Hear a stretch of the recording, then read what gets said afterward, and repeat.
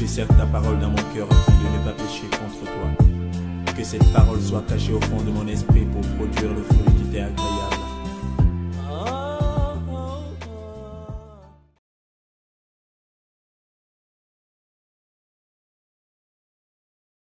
Ok, très bien. Merci pour le temps de direction de la prière, hein, pour la C'est moi. direction de la prière. Que Dieu vous bénisse abondamment, fidèles compagnons.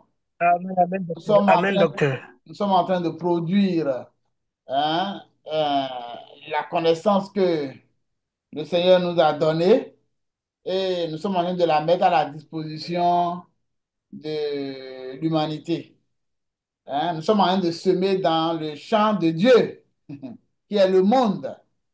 Hein. Nous-mêmes, Et le monde, si, si. nous savons que nous sommes des terres qui reçoivent la semence. Nous savons également que nous pouvons être des semences régénérées, donc des plants dans ce monde.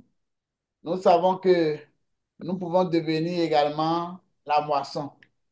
D'accord? Et tantôt, nous sommes aussi des ouvriers dans ce champ, hein, champ de Dieu. Si, si.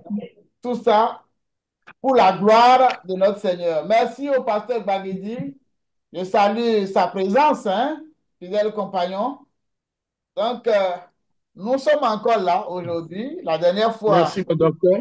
La dernière fois, nous avons abordé déjà le sujet et il n'était pas possible de le vider en une séance. La dernière fois, nous nous sommes attardés sur la nature même du serpent, la nature du fruit, la nature de l'arbre. Nous avons vu aussi le déroulé de la désobéissance, l'anatomie de la séduction. Nous avons vu que ça part des yeux, ayin en hébreu. Donc, ce qui veut dire que nous devons faire attention, hein, à tout ce sur quoi nos yeux se posent. Même si la chose est belle, même si c'est beau, même si c'est bon, Dieu ne nous a jamais dit que ce serait vilain, que ce ne serait pas bon. Dès lors que ça rencontre un interdit, nous devons nous empresser d'enlever nos yeux. Hein. Il y a aussi le mot, en dehors du mot aïn qui porte sur les yeux, il y a le mot tahara qui parle de passion, luxure, passion pour les yeux. On ne peut pas détourner ses yeux quand on est au contact de, de la séduction. Donc, nous devons faire attention avec toutes nos passions. Ce que nous faisons passionnément, exagérément, hein, nous devons faire attention et que ça ne prenne surtout pas la place de Dieu et que ça ne croise pas l'interdit.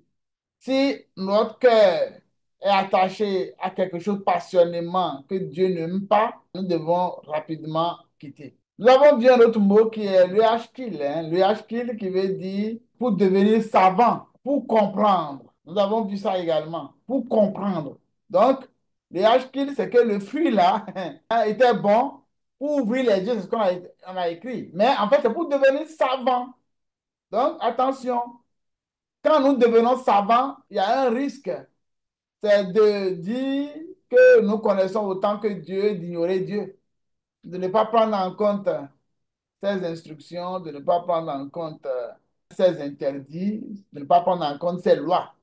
D'accord? Toute connaissance devait se soumettre à Dieu et la meilleure connaissance, c'est la connaissance de Dieu elle-même et de sa parole. Et nous sommes là pour grandir dans cette connaissance-là et pour nous-mêmes éviter de tomber dans le piège de la tentation. Nous avons vu que Dieu n'a jamais dit que ce qui allait pouvait nous faire tomber n'était pas bon. C'était bon. Donc nous avons essayé d'aborder tout ça. On a dit aussi que on ne devrait pas donner notre signification à l'arbre en dehors de l'arbre et au fruit défendu en dehors d'un fruit. On a dit ça.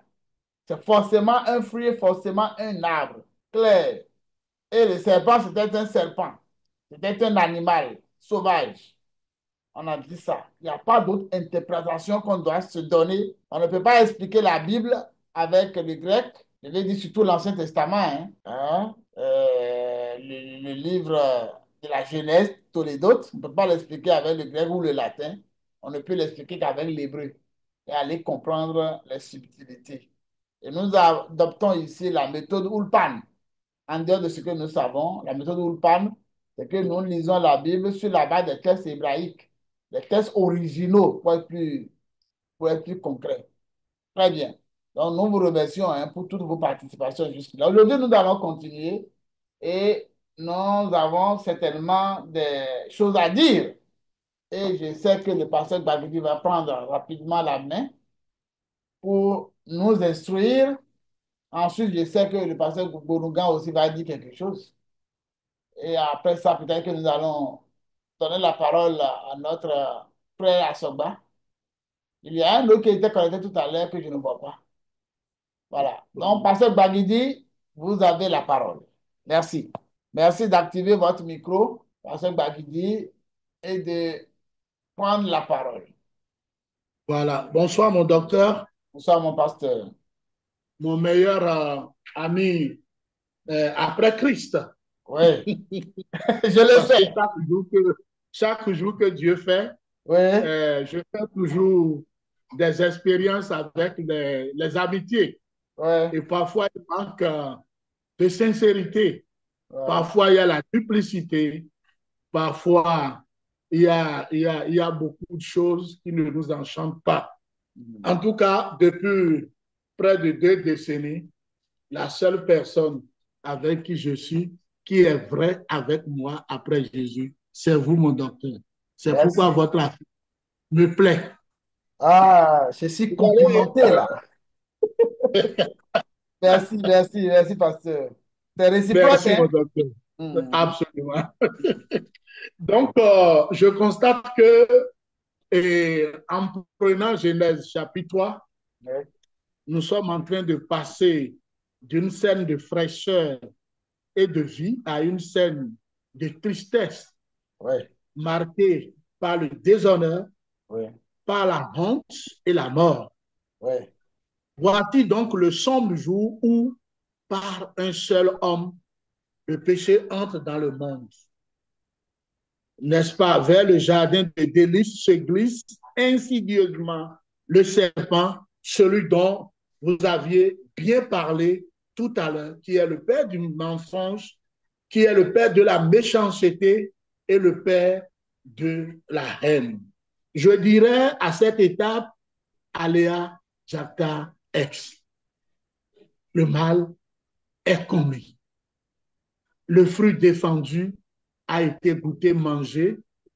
Et Dieu, quand il se promenait dans le jardin vers le soir, il constata que Adam et Ève s'étaient donc cachés. Et il interpella l'homme. Le verset 9 dit, mais l'Éternel Dieu appela l'homme et lui dit, où es-tu? Et il répondit, j'ai entendu ta voix dans le jardin et j'ai eu peur parce que je suis nu et je me suis caché. Et l'Éternel Dieu dit, qui t'a appris que tu es nu? Est-ce que tu as mangé de l'arbre dont je t'avais défendu de manger? Je voudrais, n'est-ce pas, que nous fassions attention au verset 12 et au verset 13. L'homme répondit, la femme que tu as mise auprès de moi m'a donné de l'arbre et j'en ai mangé.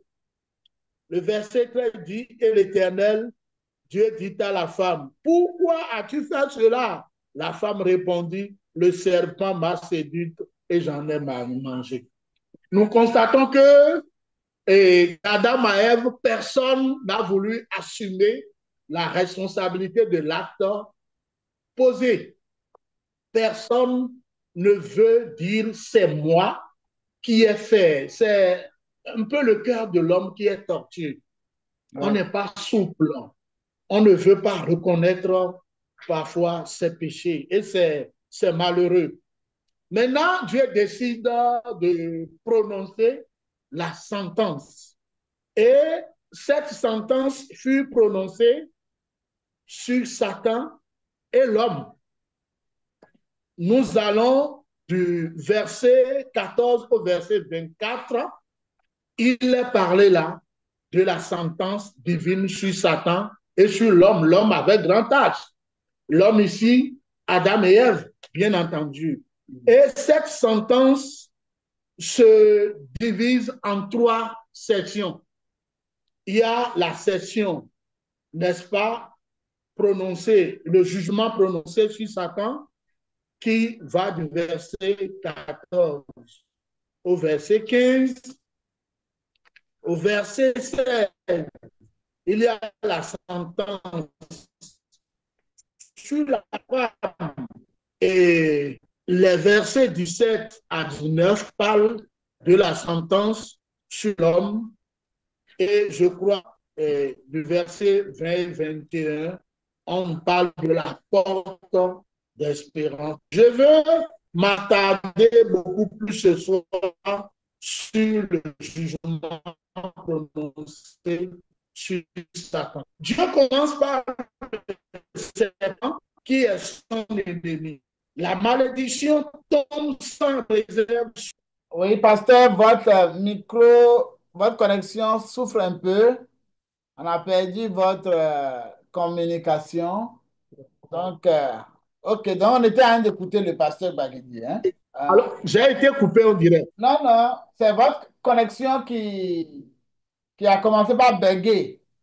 Et après, vous êtes parti. Voilà. Maintenant, Donc, oui, ça va maintenant. On entend maintenant.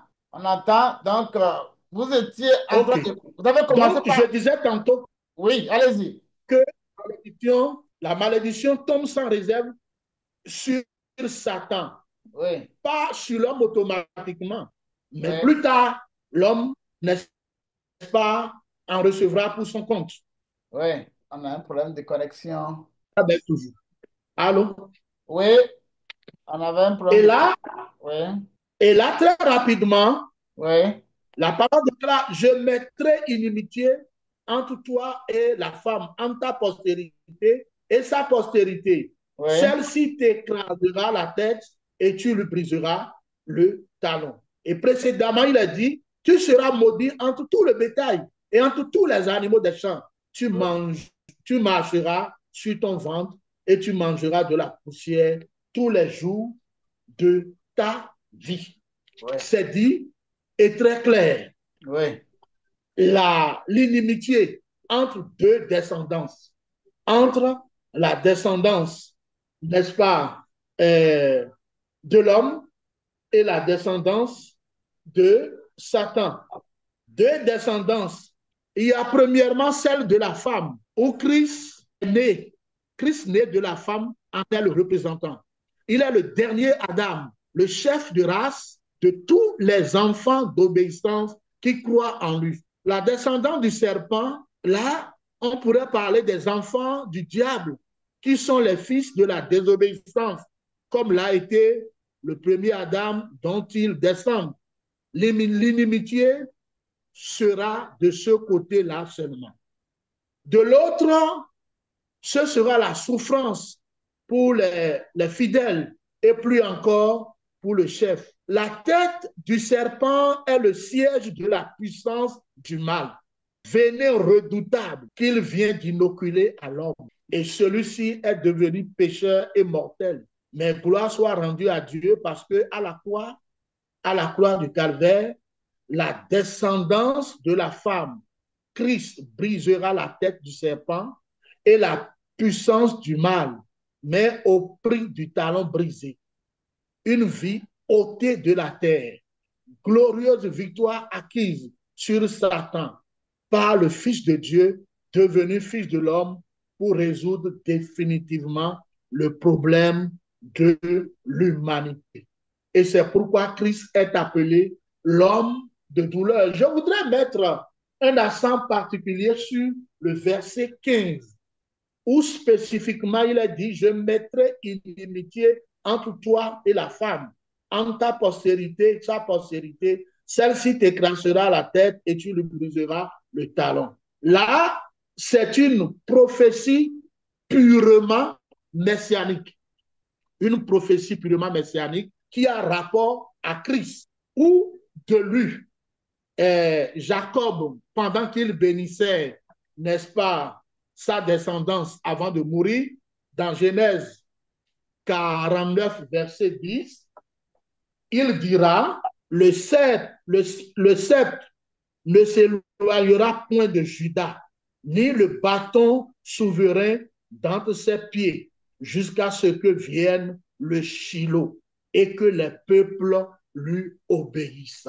Il s'agit du Messie qui est annoncé ici, du Messie dont Jacob fait déjà référence, du Messie dont la plupart des prophètes ont parlé, d'Ésaïe à Ézéchiel, à Jérémie, à Michée. Tous ont parlé, n'est-ce pas, de ce Messie que Dieu suscitera.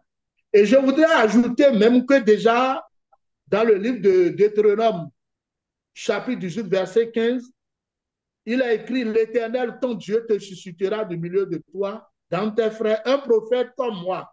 Vous l'écouterez. Et le psalmiste David en a tellement parlé que si déjà nous allons au psaume 2, verset 2, il est écrit: pourquoi les rois de la terre se soulèveront-ils et les princes se liguent-ils avec eux contre l'Éternel et contre son oint?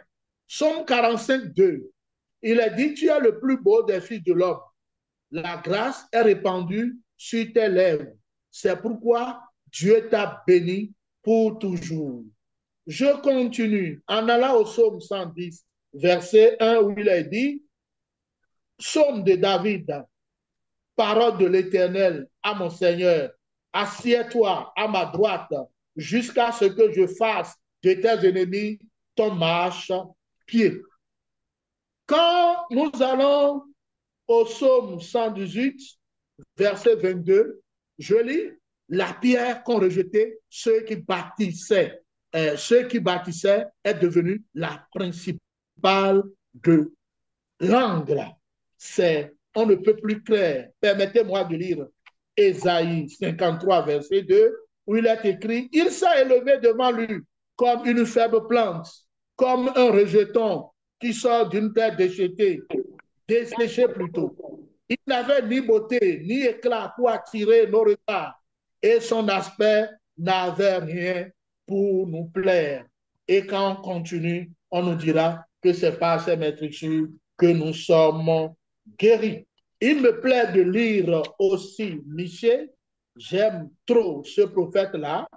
Dans Michée 5, 2, il a écrit: et toi, Bethléem Ephrata, petite entre les milliers de Juda, de toi sortira pour moi celui qui dominera sur Israël et dont l'origine remonte au temps ancien, au jour de l'éternité. Je vais récapituler là en disant que de Genèse à Malachie, on compte plus de 300 prophéties sur les détails de la venue de Jésus, où on parle de sa naissance virginale à Bethléem, dans la tribu de Juda, et la lignée du roi David, la vie sans péché. On parle de l'expiation des péchés de son peuple. La mort et la résurrection du Messie juif étaient donc documentées dans les textes prophétiques hébraïques bien avant que Jésus-Christ n'entre dans l'histoire pour mourir et ressusciter. Gloire soit à Jésus-Christ, déjà là que le péché est consommé et que la sentence est prononcée contre Satan. Déjà là, Dieu énonce le plan de la rédemption. Je ne mesure pas le temps, mais deuxièmement, si vous m'accordez toujours un créneau, brièvement, je voudrais parler de la femme, de la sentence prononcée sur la femme qui est au verset 16. Après avoir donc prononcé le jugement sur Satan et énoncé le plan de rédemption, Dieu parle à la femme en ces termes: j'augmenterai la souffrance de tes grossesses, tu enfanteras avec douleur et tes désirs se porteront vers ton mari, mais il dominera sur toi. Je crois, dans les précédents chapitres 1 et 2, vous aviez parlé de la femme. Nous avions parlé d'Ève qui est créée comme égale à l'homme. Mais voici ce qu'apporte cette sentence, la domination de la femme par l'homme. Pas pour la dominer en termes d'esclavage, mais c'est dire que la femme ici vient en second ressort. Ses désirs se porteront toujours vers l'homme. On ne peut plus clair.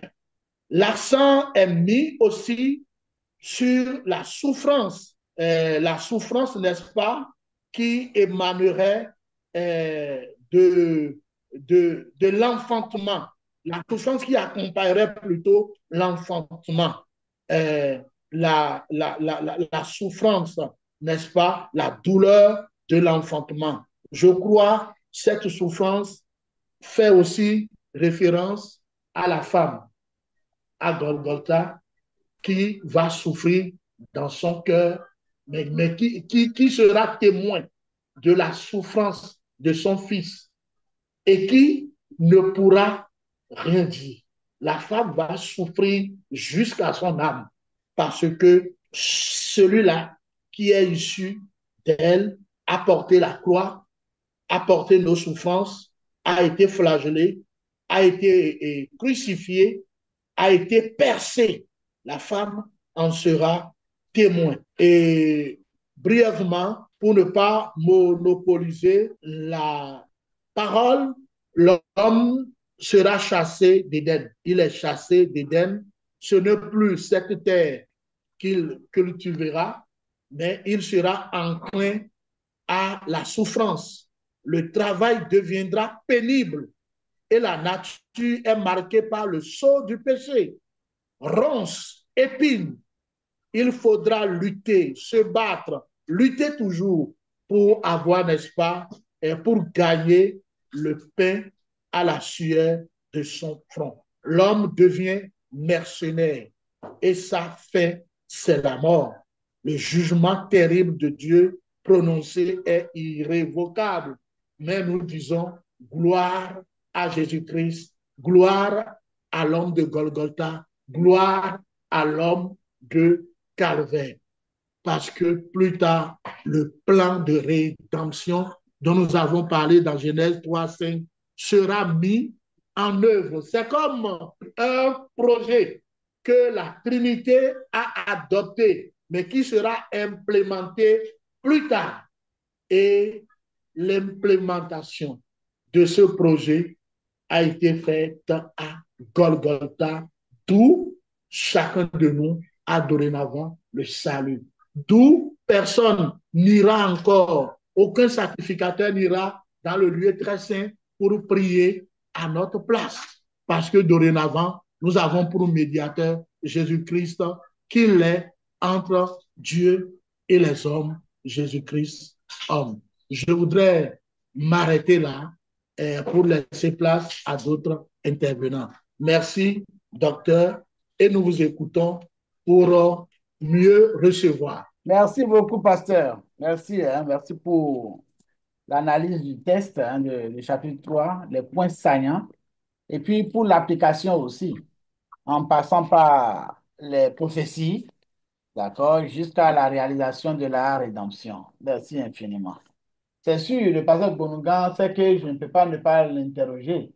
Je ne peux pas ne pas enrichir les débats. Donc, puisqu'il m'écoute, on va lui demander simplement d'activer son micro et de nous dire quelque chose sur ce chapitre 3-là. Après que son révérend, son principal est parlé, son doyen est parlé, il peut intervenir. Pasteur Bonougan, Ok.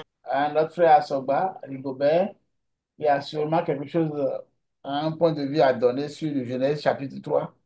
C'est ce chapitre-là qui a consacré la destruction du monde, toutes les souffrances que nous endurons actuellement. C'est ce chapitre-là. Si ce chapitre-là n'avait pas existé, jamais, au grand jamais, on aurait pu la mort, la souffrance. Donc c'est le chapitre vraiment, le grand cauchemar de l'homme. C'était passé dans le chapitre 3. Alors, le temps que le pasteur Bonoga se connecte, je vais demander si mon frère Asogba Rigobert peut prendre la parole. Oui, bonsoir, mon cher docteur.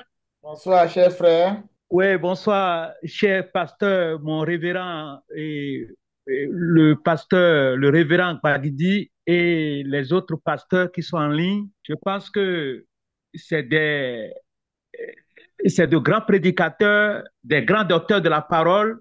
Quand je veux parler à côté de ceux-ci, j'hésite un peu. Mais néanmoins, ce que j'ai retenu de ce test, j'ai retenu trois choses qui m'ont marqué. La première chose que j'ai retenue, c'est que l'ennemi, Satan, cherche toujours des occasions pour nous éloigner de Dieu. C'est le premier point que j'ai noté. Il cherche des occasions pour nous éloigner de Dieu. Et vous me suivez? Oui, on suit. Allô? Continuez, Vous oui. me suivez, hein? On suit. Merci beaucoup. Le deuxième point que j'ai noté, pour ne pas monopoliser la parole, c'est que chacun de nous, nous sommes responsables devant Dieu face au péché. Il n'y a pas à dire que c'est à cause de celui-ci ou de celle-ci, ou bien de cette situation qui a fait que j'ai chuté. Il n'y a pas ça devant Dieu. La troisième chose que j'ai notée, c'est que la désobéissance a de conséquences graves. C'est les trois points là que moi j'ai notés à travers le test, Genèse chapitre 3. Merci beaucoup, cher docteur et cher révérend. Ok, Merci j'essaie de pour... noter. J'ai noté. oui, Merci beaucoup. oui, Première chose, Satan cherche à nous éloigner de Dieu. oui, Ça, c'est la oui. première chose. La deuxième chose, c'était quoi? Rappelez-nous, s'il vous plaît. Chacun de nous est responsable de nos actes. Chacun est responsable des actes commis. Ok. Si nous faisons bien, nous sommes responsables de ce bien que nous avons fait. Si nous faisons mal, nous sommes également responsables de cela. Ok. Et le troisième point? Le troisième point, c'est que la désobéissance a de conséquences graves. Ok. Merci beaucoup, cher docteur. C'est moi. Merci pour votre apport. Hein. Merci beaucoup. Conséquences graves. Ok, je crois que le pasteur Bonuga est revenu. Donc, il prend la parole maintenant, encore, hein, en activant son micro. Merci beaucoup, docteur. Vous me recevez maintenant? Oui, 5 sur 5. Voilà, comme je le disais, mon papa a pratiquement tout pris en compte. Oui.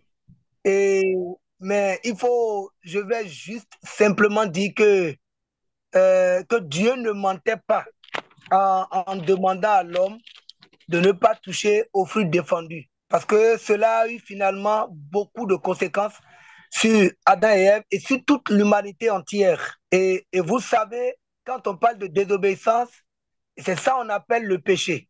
Et le péché, c'est la désobéissance à Dieu, à ce que Dieu a dit.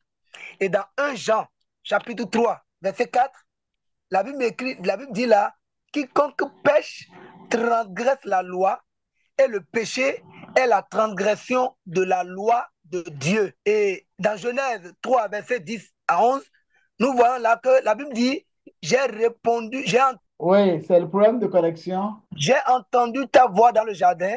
Oui. Genèse 3, 10 et 11. Et Oui. j'ai eu peur. Oui. Parce que je suis nu et je suis caché. Oui. Et l'Éternel Dieu dit, qui t'a appris que tu es nu? Est-ce que tu as mangé de l'arbre dont je t'avais défendu de manger? Et c'est là, cher bien-aimé, tout a commencé. Puisqu'ils ont désobéi. Et cette désobéissance a entraîné la mort spirituelle comme première conséquence. Oui. La mort spirituelle. Car dans Romains 6, verset 23, il est écrit, car le salaire du péché, c'est la mort. Mais le don gratuit de Dieu, c'est la vie éternelle en Jésus-Christ, notre Seigneur. Alléluia. Amen. Donc, ils ont eu conscience du péché et ils ont eu honte d'être nus et ils ont fui. Et vous devez savoir également comme deuxième conséquence, il y a l'augmentation des souffrances par rapport à la femme. Mon papa en a déjà parlé, augmentation des souffrances dans leur grossesse par rapport à la femme. Genèse 3. Oui, ok. Précisément. Oui. Mes excuses. Oui, oui. Bon, donc, on parlait de l'augmentation des souffrances de la femme. Des souffrances dans leur grossesse au niveau des femmes. Oui. Genèse 3, 16.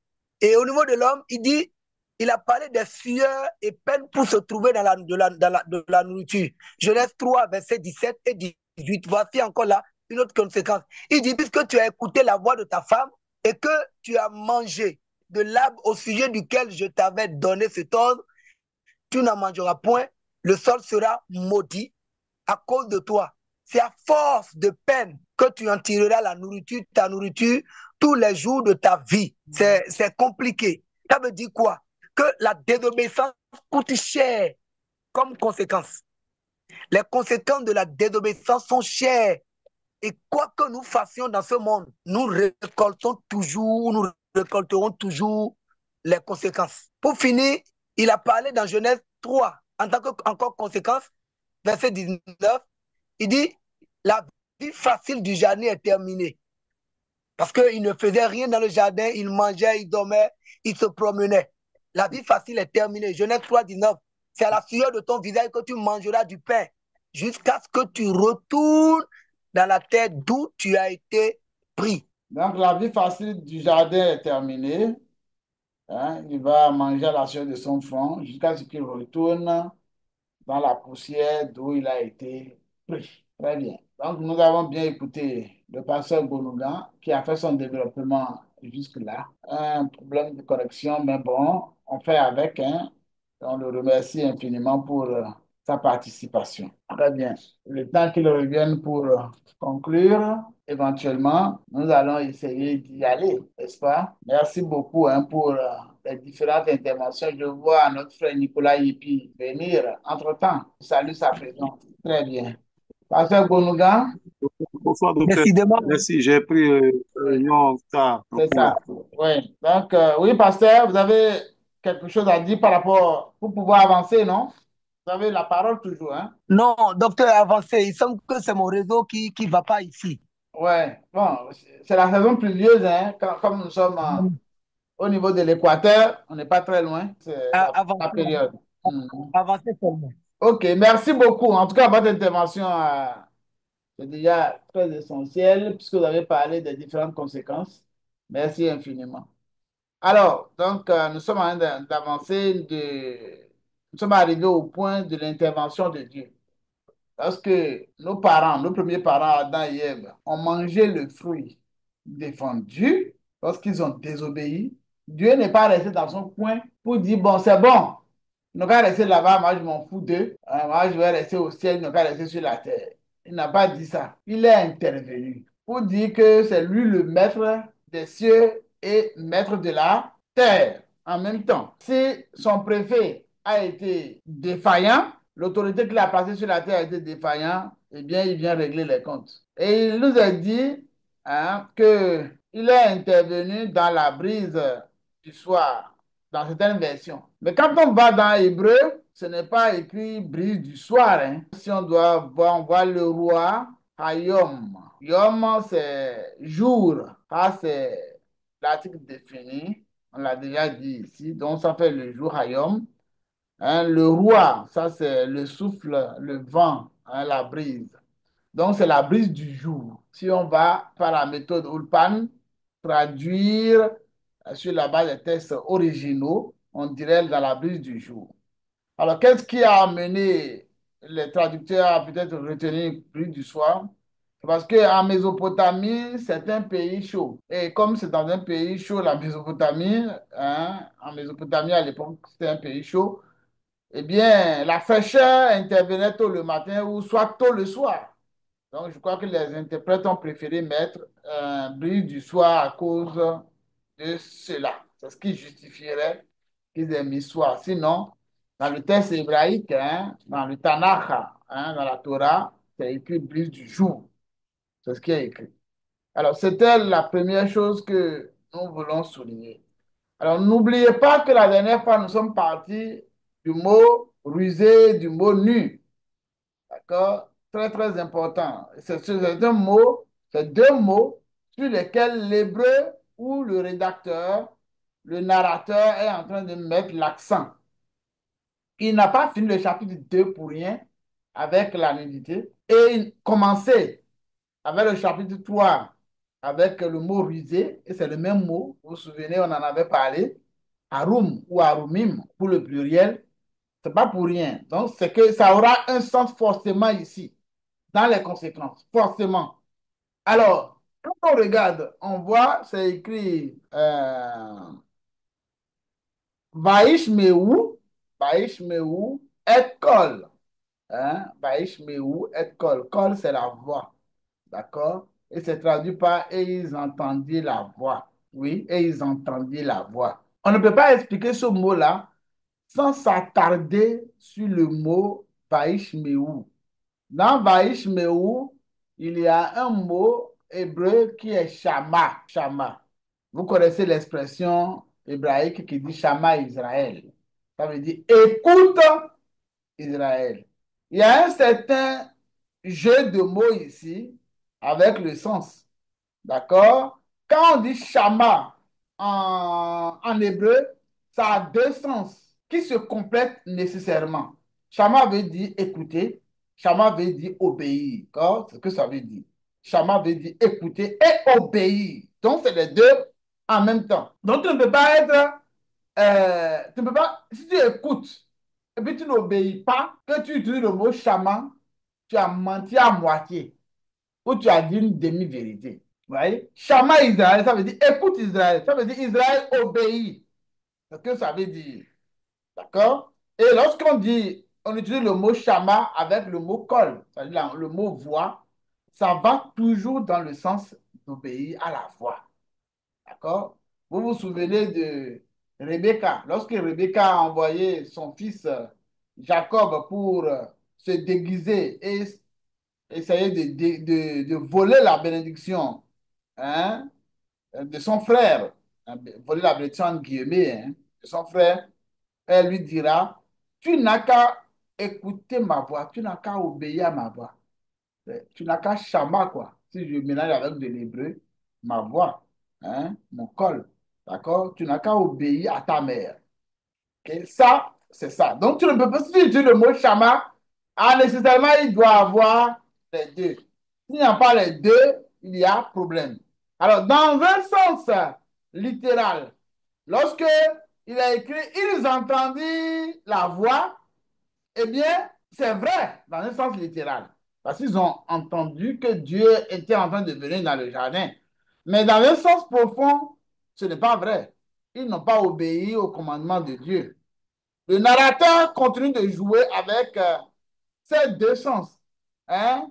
Plus tard, vous vous souvenez, notre Seigneur Jésus, dans le Nouveau Testament, hein, dira que ceux qui ont des oreilles pour entendre, entendent. C'est bien ça, non? Or, si on doit traduire vraiment, moi je devrais traduire un mot, hein, je dirais que ceux qui ont des oreilles pour entendre obéissent. Que ceux qui ont des oreilles pour entendre obéissent. C'est-à-dire que quand tu as entendu là, tu devrais obéir. Hein? Donc moi, c'est plutôt comme ça que j'allais traduire, hein, ce passage-là, parce que Shama veut dire les deux. Entendre, écouter et puis obéir. Alors, on peut poser déjà là une question. Est-ce que j'obéis à la voix de Dieu? Ou bien j'écoute seulement? J'entends seulement dans mes oreilles. Est-ce que le mot écouter, Shama, là, a du sens pour moi? Est-ce que le mot Shama a du sens pour toi? Est-ce que quand tu écoutes là, la parole de Dieu, quand tu lis la parole de Dieu, que tu la médites là, est-ce que ça, le mot Shama a du sens pour toi? Est-ce que quand tu écoutes, tu obéis? C'est ça, c'est très important. Chez les Hébreux, c'est déterminant. Donc, Shama, on ne peut pas jouer avec Shama. Or, ben, Adam et Ève, ils ont joué avec Shama et on va le voir tout à l'heure. D'accord? Si tu obéis à Dieu, c'est bon. Mais si tu ne lui obéis pas, tu es un athée virtuel, hein. Tu es un faux croyant. Parce que tu ne peux pas écouter avec les oreilles seulement sans obéir. L'obéissance doit accompagner l'écoute. Voilà. Maintenant, il y en a qui disent Dieu existe, Dieu existe. Bon, si Dieu existe, est-ce qu'il existe dans ta vie? Parce qu'il y a l'existence de Dieu et il y a l'existence avec Dieu. Si Dieu n'existe pas dans ta vie, là aussi tu es un menteur. Vous voyez, donc le mot écouter doit donner à réfléchir. Ça doit donner à réfléchir. Dans notre langue, hein, dans une langue fond, hein, au Bénin, si c'est Tovo, donc celui qui écoute seulement, il n'a rien fait. Mais celui qui pratique, c'est lui qui fait bien. Vous voyez? En hébreu, c'est Shama et ça contient les deux. Écouter et obéir. Très important. Shama Israël. Shama, peuple de Dieu. hein, Chama, enfant de Dieu. Chama, serviteur de Dieu. Écoute et obéis, serviteur de Dieu. Obéis à ton maître. D'accord? Donc, il faut faire attention et ne pas déformer la parole de Dieu. Il faut éviter de jouer avec certains thèmes, avec certains versets. Il y en a qui renversent les versets et ils font de la comédie avec lors des prédications. Il faudrait absolument éviter ça. Laisser place au sacré et que le sacré prenne toute sa place. On ne joue pas avec les mots, on ne joue pas avec les versets. Donc, il est dit que dans la prise du jour, pour une bonne traduction, hein, Dieu est descendu et ils entendirent, hein, ils écoutent sa voix à moitié puisqu'ils n'ont pas obéi. Alors, Dieu est venu faire quoi dans le jardin? Il est venu, on dit dans son activité là, il est venu pour se promener. Donc, je suppose qu'il vient pour se promener. Bon, dans certaines versions, hein, de la Bible, on a dit qu'il parcourait le jardin. Mais le vrai mot hébreu qui est écrit, c'est ithalech. Ithalech veut dire se promener. Et se promener a un sens profond. Comme Shama a un sens profond pour les Hébreux, se promener a un sens profond pour les Hébreux. Se promener là, c'est c'est aller et venir sans fin. Ce n'est pas seulement marcher. Marcher avec, pour les Hébreux, c'est aller d'un point A à un autre point B. Or, Dieu veut se promener avec nous. Il dit qu'il veut aller partout où on va avec nous, comme il veut. Et le but de la promenade, c'est la promenade elle-même. Vous voyez, les grands hommes là, pourquoi j'ai déjà développé ce thème-là quelque part une fois, les grands hommes de Dieu, comme Enoch, on a écrit Enoch marcha. Mais non, le mot qui est utilisé, c'est Ithalech. C'est Enoch se promena avec Dieu. Noé se promena avec Dieu. Abraham se promena avec Dieu. Ça a une autre connotation. Ça a un autre sens. Hein? Et Dieu veut avoir des hommes fidèles à lui avec qui il peut se promener. Vous voyez, ça rejoint bien, hein, dans le Nouveau Testament, hein, dans la Nouvelle Alliance, les expressions du genre. Ne savez-vous pas que votre corps est le temple du Saint-Esprit? Si ton corps est le temple du Saint-Esprit, Dieu pourra se promener avec toi, puisqu'il trouve refuge en toi, il trouve un abri en toi, je l'ai dit. D'accord? Alors, malheureusement, lorsque Dieu est venu pour se promener, là, il se trouve dans une situation, il est contrarié. D'accord? Les hommes étaient incapables de se promener avec Dieu. Ils se cachaient et ils ne peuvent plus soutenir la présence de Dieu. Vous voyez? Donc, si on veut bien expliquer ce passage-là, on ne peut pas analyser les mots Shama et Idhalech.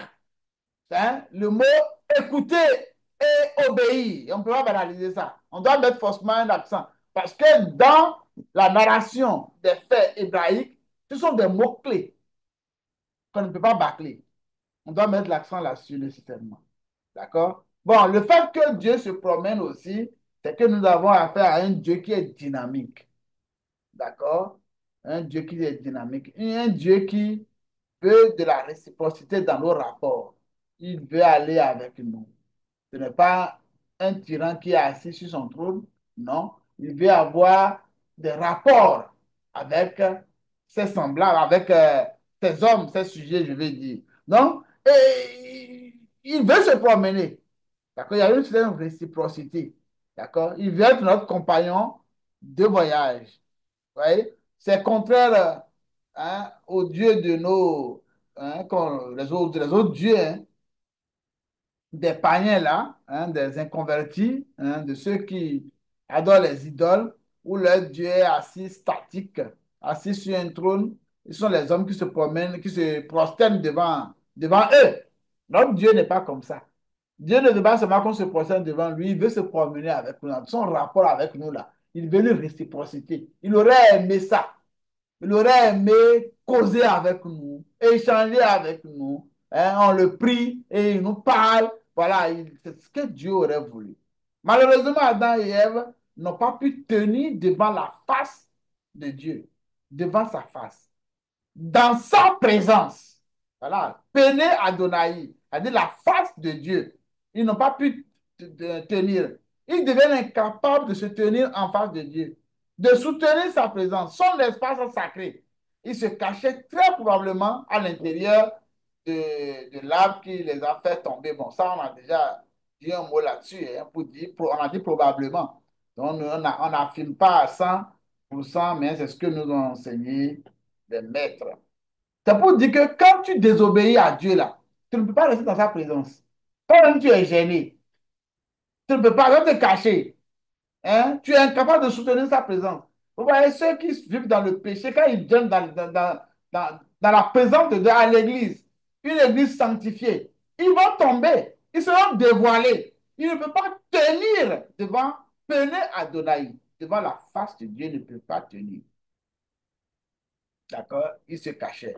Alors, qu'est-ce qu'on peut dire encore d'autre? Alors, la première question, lorsque Adam et Ève ont péché, la première question que Dieu leur a donnée, le pasteur Bagidi l'a dit tout à l'heure, hein, il l'a démontré avec maestria, c'est où es-tu? D'accord? Aïeka, en hébreu, Aïeka. Où es-tu? Ok? Alors, ici aussi, il convient de marquer une pause parce que pour le hébreu, cette question de Dieu-là n'est pas banale. Dieu sait où Adam est, s'il est omniscient. Vous savez, Dieu là, il est Dieu parce que, un, il est omniprésent, hein, il est omnipotent, omniscient, il est éternel. Ça, voilà, ce sont des attributs de Dieu. Donc, un Dieu qui sait où est Adam, mais qui demande où es-tu? Pourquoi il pose une telle question? Alors, comme explication, c'est que Dieu veut enseigner à l'homme la politesse, hein, dans ses rapports avec ses semblables. Dieu nous enseigne. Hein. Dieu sait là où est l'homme, hein, mais il pose une question. Hein. On doit voir dedans une expression polie utilisée par Dieu pour engager une conversation. Et Dieu voudrait que nous aussi, là, si on s'adresse à nos semblables, là, qu'on puisse être poli, qu'on puisse être courtois. Voilà.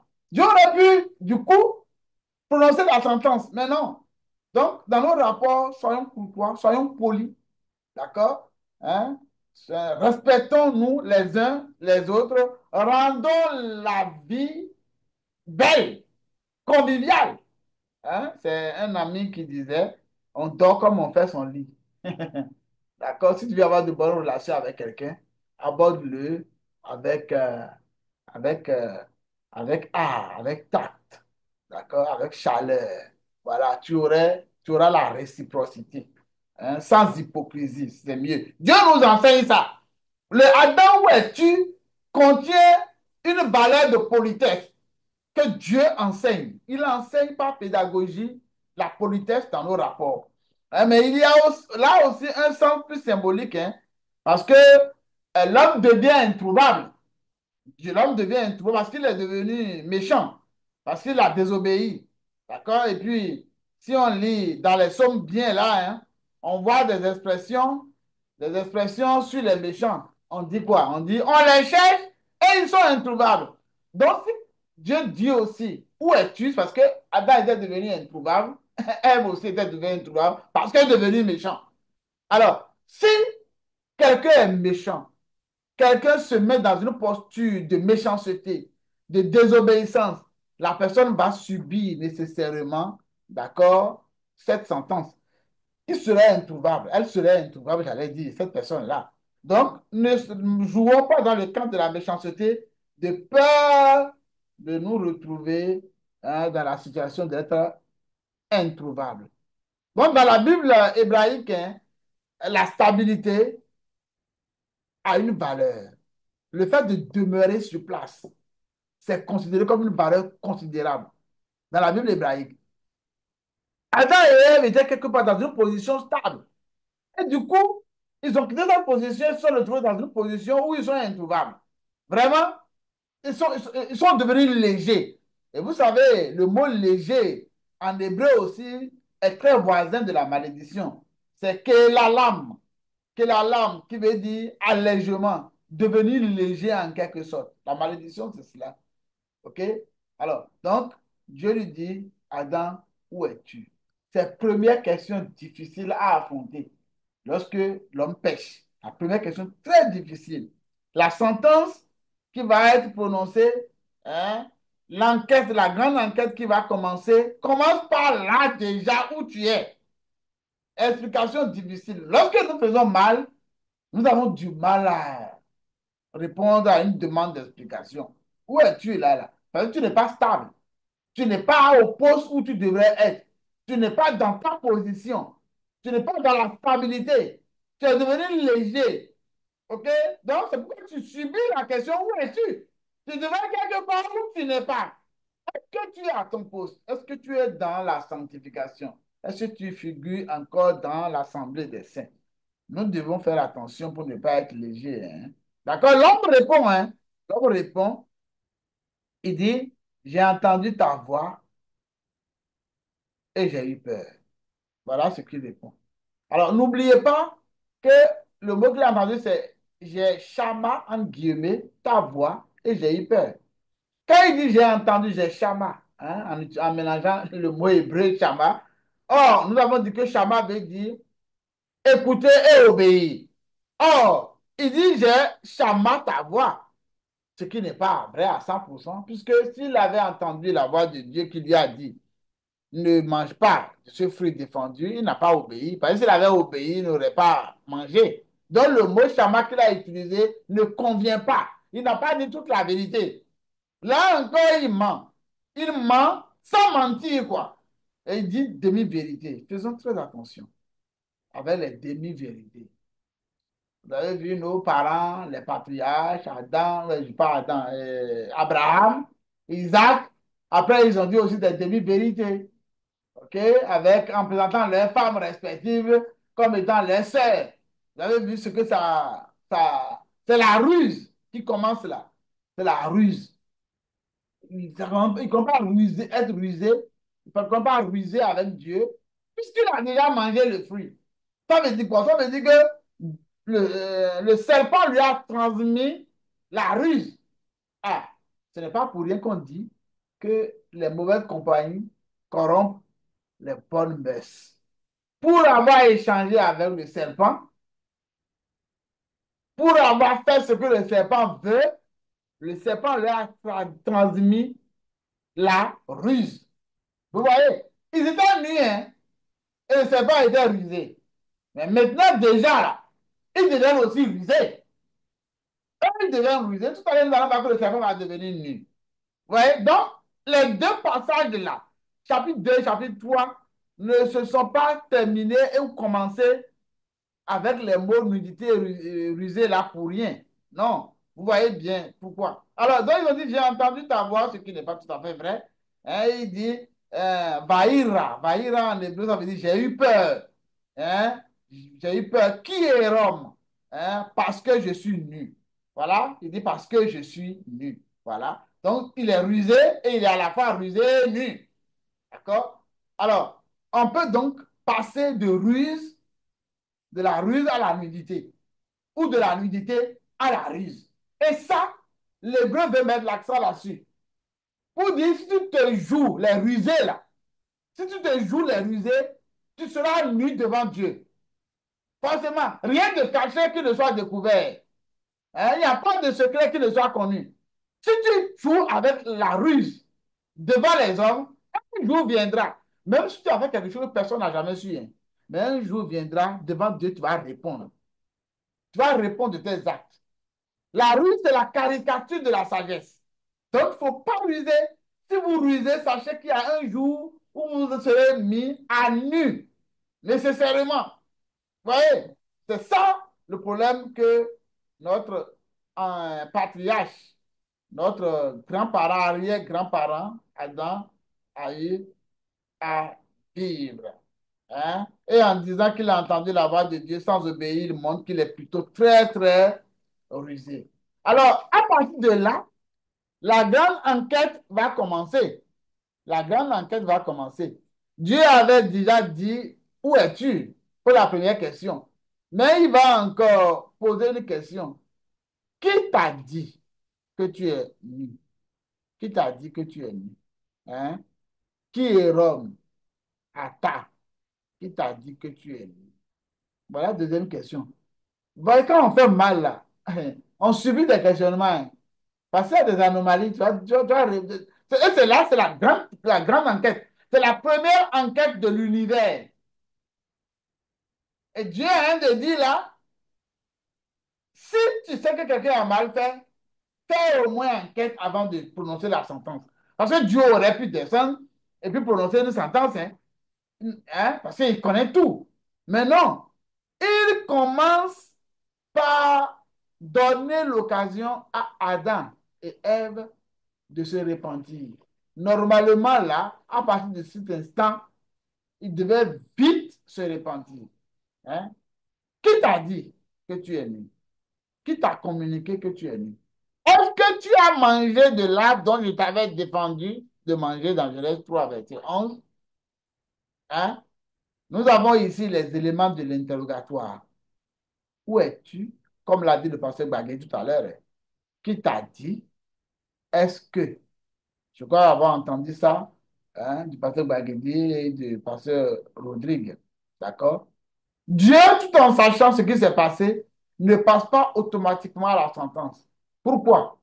La réponse, je l'ai dit tout à l'heure, il donne une chance à Adam de s'excuser. Il y a une certaine pédagogie qui se dégage. Alors, si on doit faire une application spirituelle là, comment réagis-tu quand tu fais mal? Comment est-ce que je réagis quand je fais mal? Hein? Saisis-tu l'occasion de t'excuser ou bien tu te justifies? Vous voyez, c'est naturel, hein. Dans nos foyers, avec nos conjoints, très souvent quand on fait mal, même avec nos semblables, on veut se justifier. Or, en voulant se justifier, dans l'erreur, on ruse.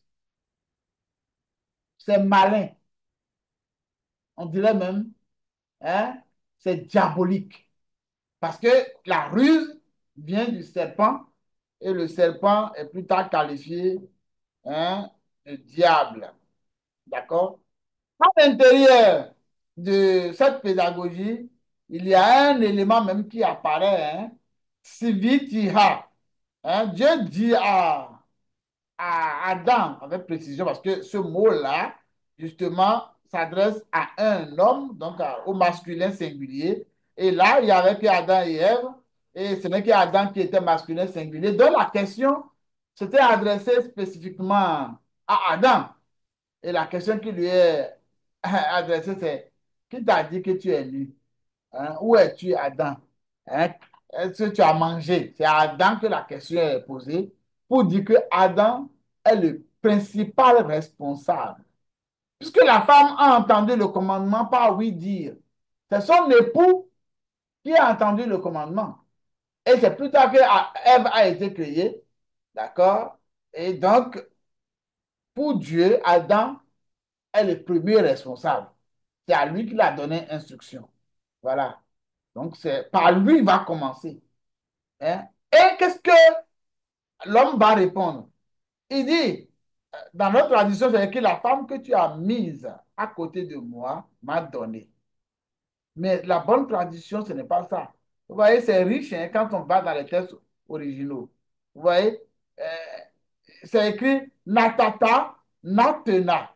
Vous voyez, c'est le même mot quand on regarde les consonnes qui sont utilisées. C'est-à-dire que Adam dit, la femme que tu m'as donnée m'a donné le fruit.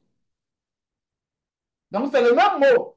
Donc c'est pas que la femme que tu as mise à côté de moi. Non, non, non, non, non. L'hébreu a utilisé le même mot. D'accord?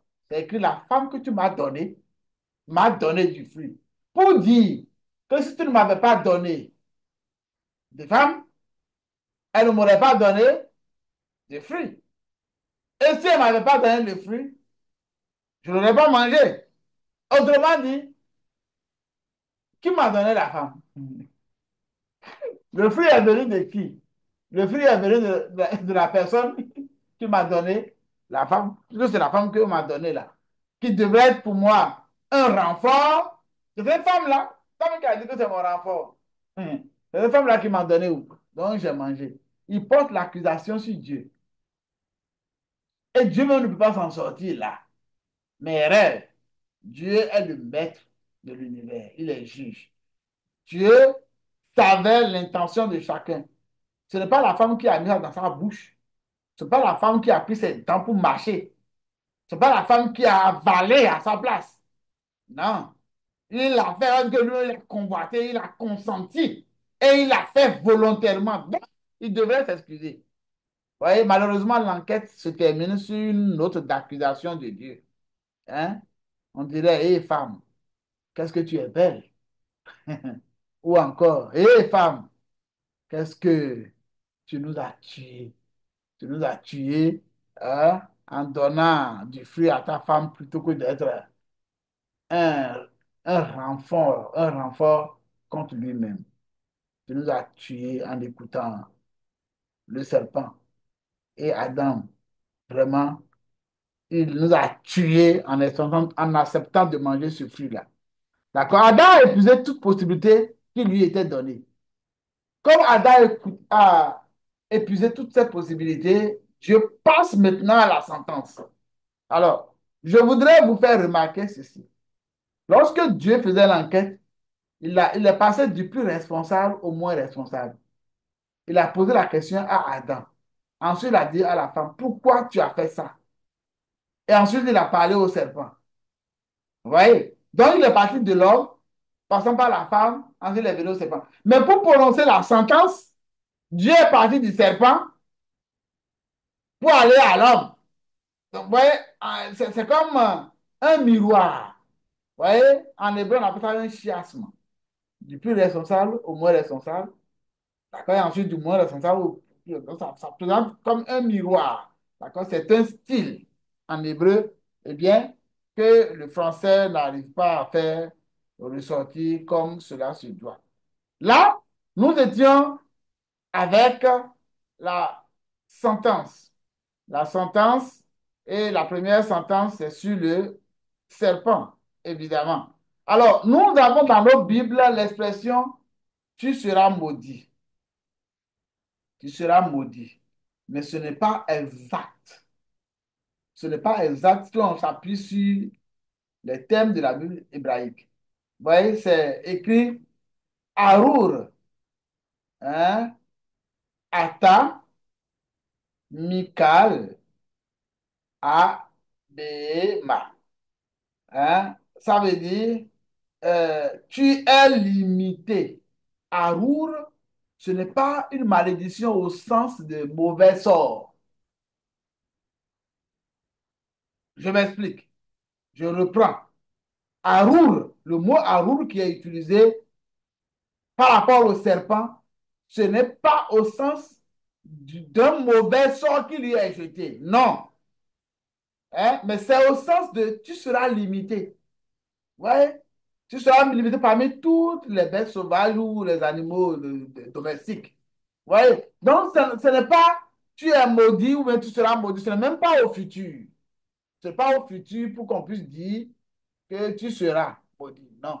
C'est tu es. Si c'était maudit, on aurait dit tu es maudit. D'abord, OK? Mais ce maudit ne correspond pas exactement. D'accord? Arour n'a rien de magique pour qu'on puisse traduire vraiment par maudit. Nos maîtres de la Torah ont rejeté cette traduction.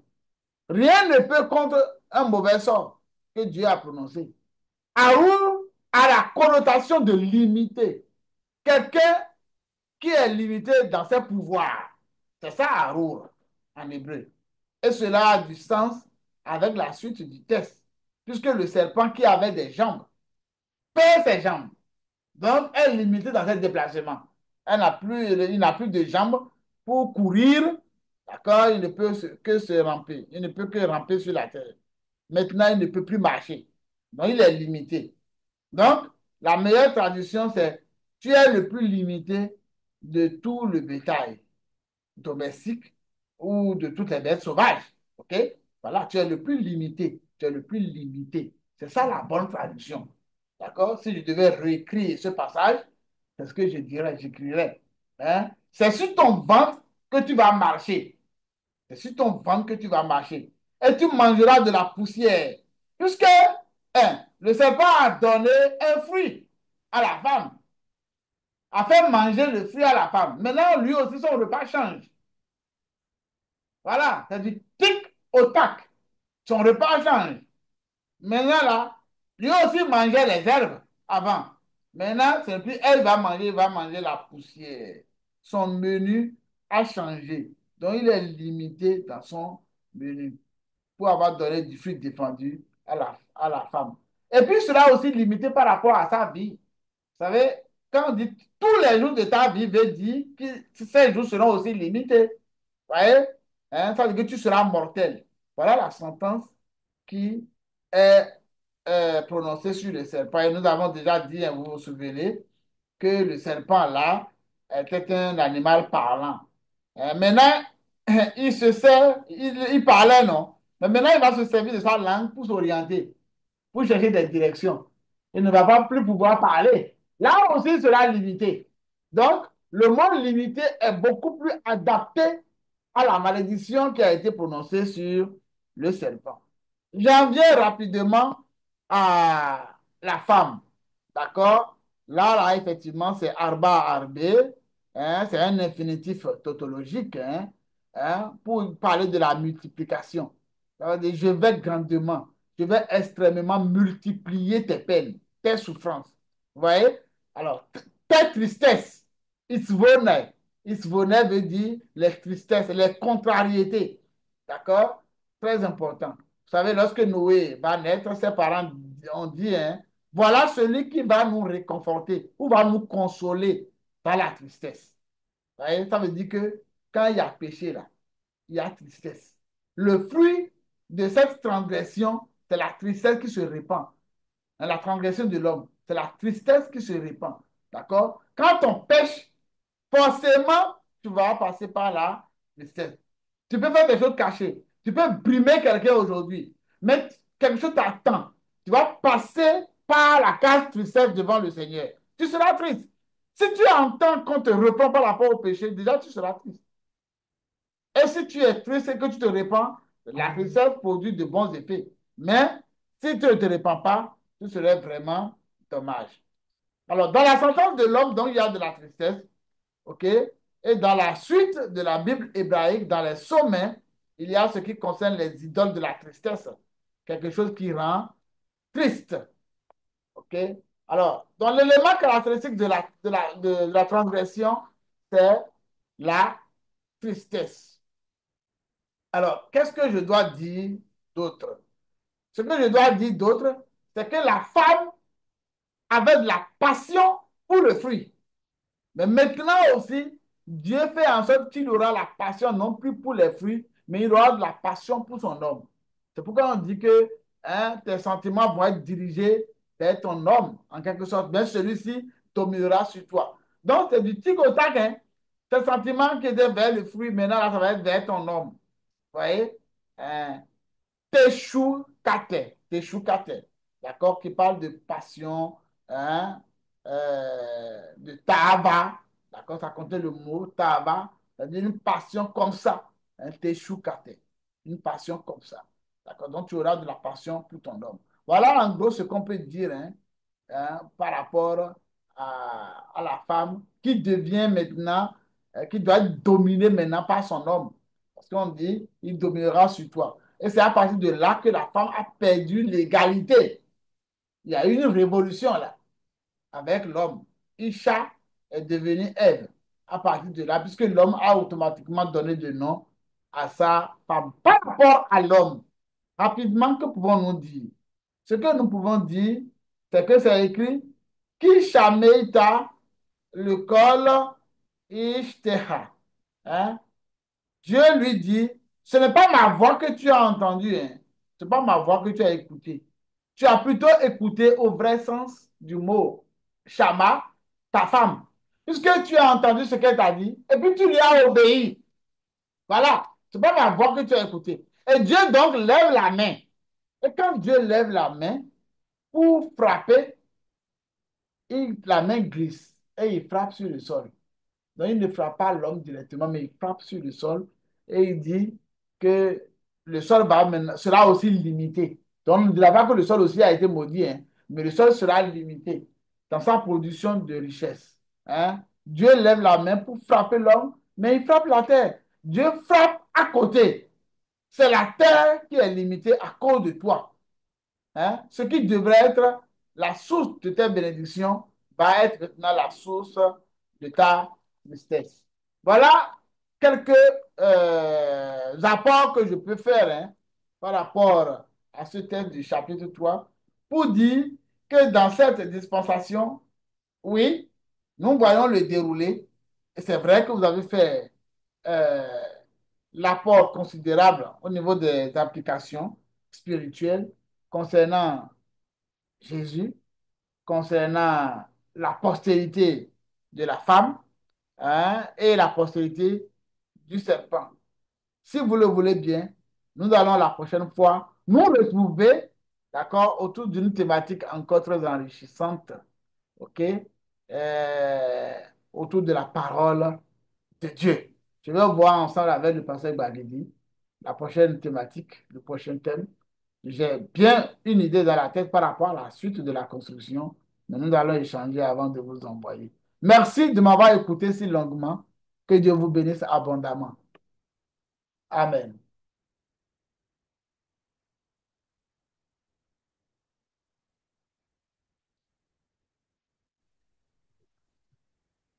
Est-ce que mes amis sont là? Merci, mon docteur, pour votre brillant exposé. Nous avons les audios. Nous les écoutons. Oui. Mais il serait agréable qu'un jour, on ait ces cours sur support papier. Ça va beaucoup nous aider, mon docteur. Ouais, mais vous comprenez que ça va entraîner quelque chose. Absolument. Voilà. Est-ce que je vais vous éviter? Est-ce que je vais vous éviter? Parce que déjà, là, on a une équipe, hein, qui travaille. Hein. On a une équipe qui travaille. Actuellement, là où je suis, il y a des techniciens, hein, ouais, qui travaillent, et ils travaillent sur les vidéos, sur les supports.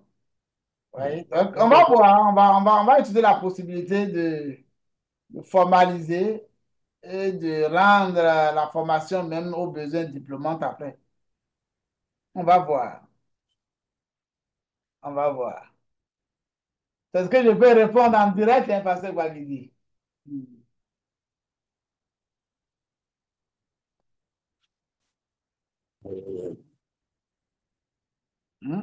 C'est sa connexion? Très bien. OK. Alors, est-ce que quelqu'un voudrait prendre la parole à la suite du pasteur Guagidi? Il suffit d'activer votre micro, hein, et nous allons vous écouter.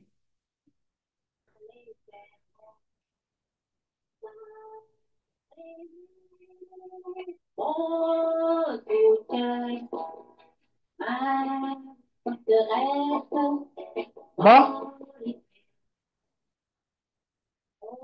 je vois une écriture.